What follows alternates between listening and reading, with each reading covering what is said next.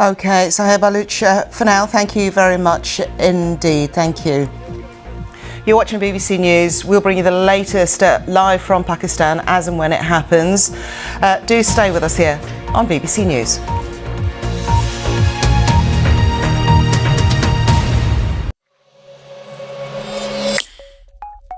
Watches are an amazing segment to express a brand identity, to showcase craftsmanship, to tell amazing stories, to work on innovation. And innovation is a very strong element of the DNA of the brand. Watchmaking continues to innovate, continues to bring modernity to this ancestral know-how.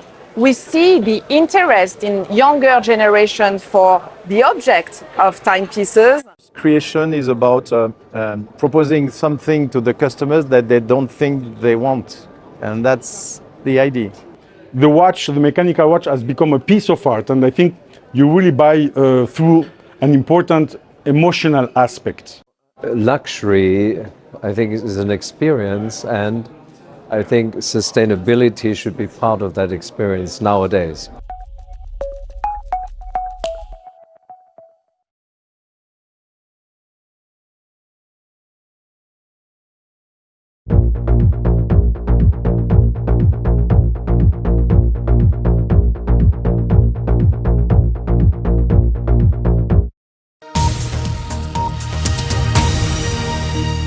Now on BBC News, the latest business news from across the globe. World Business Report.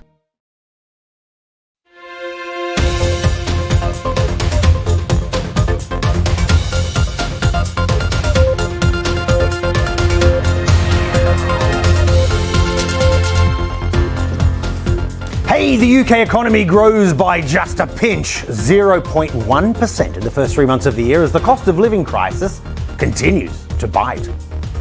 Plus, sizing up prejudice, New York bans discrimination based on weight as campaigners warn heavier people miss out on jobs, promotions and housing.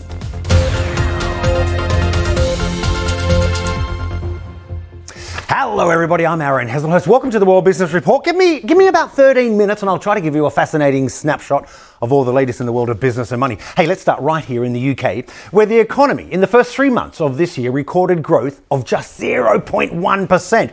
Output in consumer-facing services, it fell by 0.8%. That's for the month of March, certainly underscoring the impact of those ongoing strikes and, of course, the cost of living crisis. Now, hardly booming, but a far cry from the record-breaking recession that the Bank of England was predicting just 6 months ago.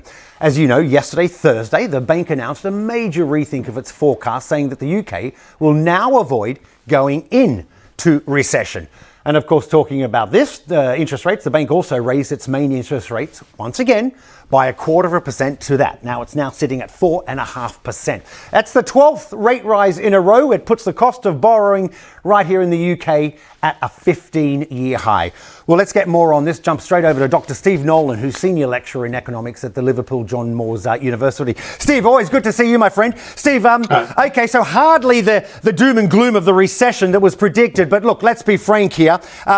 Here in the UK, we've still got the weakest growth in the G7, the highest inflation. What's going on? Why that? Well, I mean, there's a number of factors, but any time that where your growth's kind of oscillating up and down near zero for a year is generally not good. Now, it's probably lots of factors. Brexit's probably one, but there's also long-term factors as well. We've had no real sustainable kind of big growth in nigh on 15 years since the global financial crisis. And we're always talking in economics about the productivity puzzle within the UK. Our level of productivity, GDP per capita, is much lower than in competitor nations. And that's still fundamentally what we call the structural problem that we don't seem to be any closer to fixing. Okay, well, here's the £1 billion question. How does the government fix it? How do we get that growth spurt? Well, I think you've got to start thinking about long-term plans, or maybe mention what's generally been a dirty word within the UK for about 40, 50 years, industrial policy, investment. Where do we want to invest within the country? Where do we want to encourage investment? both by government, but also by business. How are we going to train people for what's going forward? These are the kind of things we need to think about in a kind of joined up kind of way, rather than almost like flashy policy announcements that can hopefully kind of give a sugar rush to the economy. We want sustained long-term growth rather than just kind of a big jump. Just briefly, where does this put the Bank of England? So yesterday, of course, we saw that rate rise again, 12th in a row. They're going to stay on that path? I mean, we've still got inflation still pretty ugly. Yeah, inflation does seem to be sticking around longer than most people projected. There's a concern now about the level of food prices, whether that's going to become a bit more persistent. So in general, the market's expecting maybe 1 or 2 more interest rate rises up to about 5%. The fact that we're not in recession probably doesn't change that thinking at all. Okay. Dr. Steve Nolan, always a pleasure. Thanks for your time. Have a great weekend. Okay, let's move on now, because Mike Lynch, that's the billionaire tech entrepreneur once called the UK's answer to Bill Gates. He's been extradited to the United States. Now, Lynch, faces criminal fraud charges with allegations that he duped Hewlett-Packard into overpaying when it struck an $11 billion deal. That's about £8.2 billion for his software firm Autonomy, and that was back in 2011. Let's jump straight over to our very own Theo Leggett, our global business correspondent. Theo, good to see you, my friend. Theo, this has been a long time rumbling on, if you will. Just for our viewers here in the UK and around the world, give us more. Explain the details to this.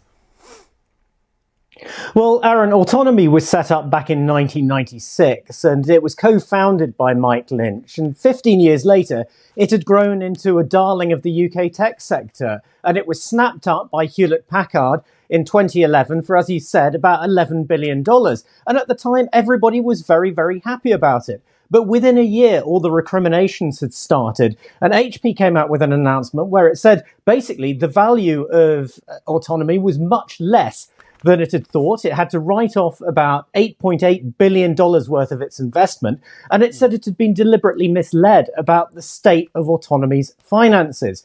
So there's been legal wrangles going on for years about this. We had a case in the UK High Court last year where Mike Lynch was one of the defendants, where he lost a case basically for a civil claim related to all of this. His former chief technical officer was jailed in the United States back in 2019. Now, Mike Lynch has been consistently arguing that he's done nothing wrong. He says that HP basically messed up its own finances, was a poorly performing company, and was using Autonomy as a scapegoat. But he now has to go and face some 17 charges in the US, including conspiracy to commit fraud, conspiracy to commit wire fraud. And then we'll have to see where all of this goes. Indeed, we will. Watch this space, basically. Theo, thanks for the update, my friend. We'll talk to you soon. Okay, hey, let's head to New York now, where the city has passed new legislation banning weight discrimination. Now, campaigners, they say that heavier people often face prejudice when it comes to, well, jobs, hiring, promotion, or even housing. The bill that's to be signed into law by the mayor later this month puts weight on the same footing as race, age and gender in terms of protection against discrimination. Our very own, the BBC, Samir Hussain, sent us this report from New York. Award-winning American rapper Lizzo sings about it. Mirror, mirror on the wall, don't say it 'cause I know I'm cute. Life is short. British actress, activist and model Jamila Jamil talks about it. Essentially, I was dismissed because I was a larger woman now, so therefore my opinion didn't count as much because I was too lazy to do the work to be slim. And more than 2 million people in New York City have been victims of it. Weight discrimination. It's not just societal stigma. One study says weight discrimination cost New York City $6.4 billion in 2019. The ayes have it. Now the city has added height and weight as protected classes, alongside race, age, and gender. Sean Abreu introduced the bill to the city legislature after a personal experience of having someone pat his belly. I've known in the past few years that I've been gaining weight. And so just to have someone else, someone that I considered a close friend, tell me that was very hurtful, but also spoke to a societal problem. Just the way folks normally think about weight as being lazy, being less productive. And then there are the beauty standards, which for decades have said skinny is beautiful, fat is not. harmful notions that the likes of Lizzo and Jamila Jamil have outright rejected. And for so many people, the fight against body shaming is fundamental to their well-being. It's not a health issue, it's a civil rights issue. Kagan Lechler is with the National Association to Advance Fat Acceptance and worked closely with city lawmakers on the bill. The hope is that by talking about weight discrimination and body size discrimination, and by changing policies about this type of discrimination, that we can bring about cultural change. New York is the largest city to pass this kind of legislation. So far, Michigan is the only state in the country that has laws banning weight discrimination. Advocates want New York State to be next. Samira Hussein, BBC News, New York. Good on you, Samira. Okay, India. As we know, it now has the biggest population on the planet. But can its new consumers ever become the powerful? Well, Ritesh Agarwal, he created the biggest hotel network in the country, and his company, Oyo, is now expanding across Asia as well as into Europe and North America. On my show this week, Talking Business Weekly, he told me about how he built this business a decade ago at the ripe old age of just 19 years old. We are very lucky to be in India at this point of time.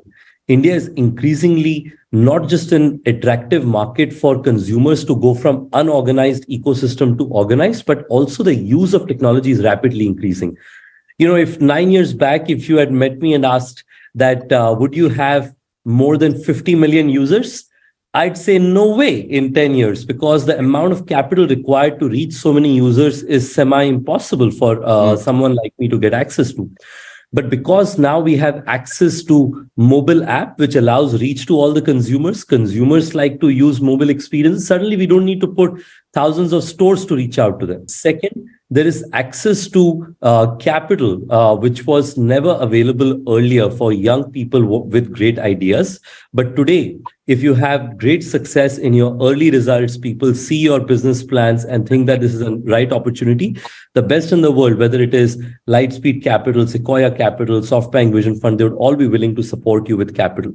And the last is talent. As you know, there are fantastic young Indians who both based in India as well as overseas have all chosen to come back to India when there are these new exciting startups that have grown. In fact, 30 to 40% of my leadership team has, went to fantastic universities in the United States. So I think a combination of great talent, great technological enablement, and a country that's ready to consume. You're now launching a more expensive brand. So I'm wondering, Richard, does this mean that the consumer's changing? I think first off, our consumers have always remained highly value seeking, right? They want to try and get great experiences at the right price point. And our offering, of course, has primarily been focused in the budget ecosystem. But we are increasingly seeing that our consumers are starting to sort of also evolve, right? Because like India is quickly upgrading, a lot of our consumers are also upgrading and starting to have better paying abilities. And of course, you can hear more from Ritesh Agarwal and how to target India's billion-plus consumers on my show, Talking Business Weekly with Aaron Heslehurst. Kicks off this weekend. That's also on the BBC iPlayer. Okay, let me fill you in with some of the other stories making headline news. Tesla, it's raised the price of its Model S and X vehicles in the US by $1,000, which is, I have to say, its second price hike in under a month. It marks a change in direction, certainly by the company, which had previously slashed the prices 6 times between January and March, all, of course, in an attempt to, ramp up its sales.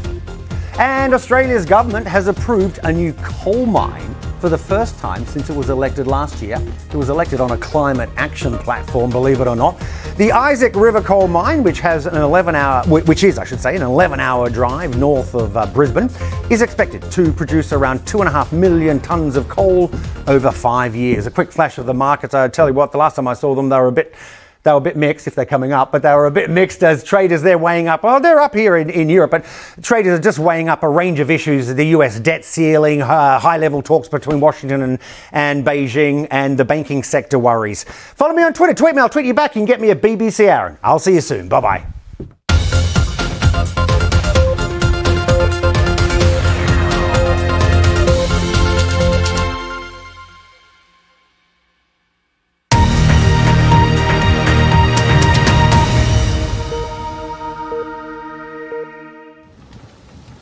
Rainforests have been under attack for years, but in this country all is not lost and a fight back is happening, and it's starting in Cornwall.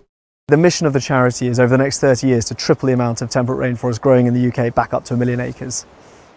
From the air near Bodmin, the canopy of the temperate rainforest that used to cover 20% of the UK. It's almost vanished, with less than 1% of the rare habitat left. But now the plan is to reverse the decline and reap the rewards. Here are some of the 100,000 trees that they are planting for this new temperate rainforest. I think it's magnificent. I think this is exactly what we need. We have had centuries and centuries of taking things away from our natural environment, and so some of our most special places, like these temperate rainforests, have become incredibly rare. What we now need to do is start putting back what we've lost. And if nothing else, it shows the UK is trying to do its environmental bit with what it's got. You get an awful lot of carbon being sucked out of the atmosphere into these forest environments. And over the demonstration site that we're at here, we're looking at sequestering about 5,000 tonnes of CO2 just in this relatively small location. It's always something of a rigmarole when a US president is on the move. Yes, it's about security. It's also a projection of power. They're the people you call when all else fails. If we can't trust them, that's a very scary thought. This is the European Space Agency's JUICE mission, and it has a 4 billion mile voyage ahead. We're going to be able to see exquisite detail in those pictures. More than just the headlines. The BBC News Channel. Watch on iPlayer.